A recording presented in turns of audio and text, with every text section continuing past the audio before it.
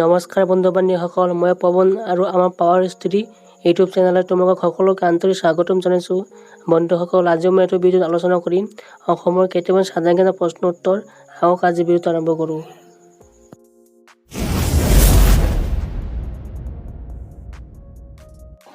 বন্ধুসকল, আজিৰ সাধাৰণ জ্ঞানৰ ১ নম্বৰ প্ৰশ্নটো হৈছে অসমৰ হকী এছ'চিয়েশ্যন কোন চনত সংগঠিত হৈছিল?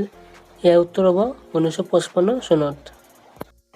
২ নম্বৰ প্ৰশ্নটো হৈছে অসমৰ স্বাধীনতা কাপ ফুটবল প্ৰতিযোগিতা কেতিয়া আৰম্ভ হৈছিল? ইয়াৰ উত্তৰ হৈছে 1947 চনত। ৩ নম্বৰ প্ৰশ্নটো হৈছে 1985 চনত ৰাষ্ট্ৰীয় সাঁতোৰ প্ৰতিযোগিতাত পদক পোৱা অসমীয়া খেলুৱৈগৰাকীৰ নাম কি? ইয়াৰ উত্তৰ হ'ব মিঠু বৰুৱা।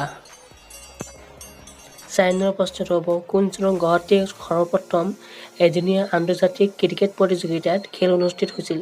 ইয়াৰ উত্তৰ হ'ব 1983 চনত। ৫ নম্বৰ প্ৰশ্নটো হৈছে ভাৰতীয় স্কুল ক্ৰিকেট দলত স্থান লাভ কৰা প্ৰথম অসমীয়া খেলুৱৈগৰাকীৰ নাম কি?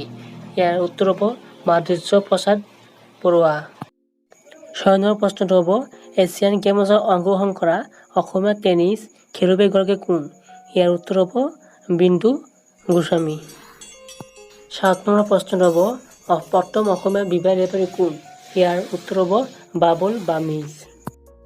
৮ নম্বৰ প্ৰশ্নটো হৈছে অসমৰ ক্ৰীড়া দিৱস কেতিয়া পালন কৰা হয়? ইয়াৰ উত্তৰ হ'ব ১৭ অক্টোবৰ।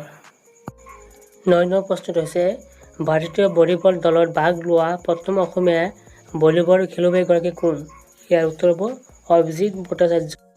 আৰু সাধাৰণ জ্ঞানৰ শেষত ১০ নম্বৰ প্ৰশ্নটো হৈছে ভাৰতৰ এ দলত অন্তৰ্ভুক্ত হোৱা অসমৰ প্ৰথম ক্ৰিকেটাৰজন কোন? ইয়াৰ উত্তৰ হ'ব জাভেদ জামান।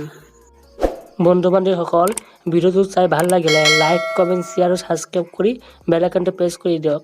আজি ইমান আছিল, আকৌ দেখাব নতুন এক ভিডিঅ' লৈ।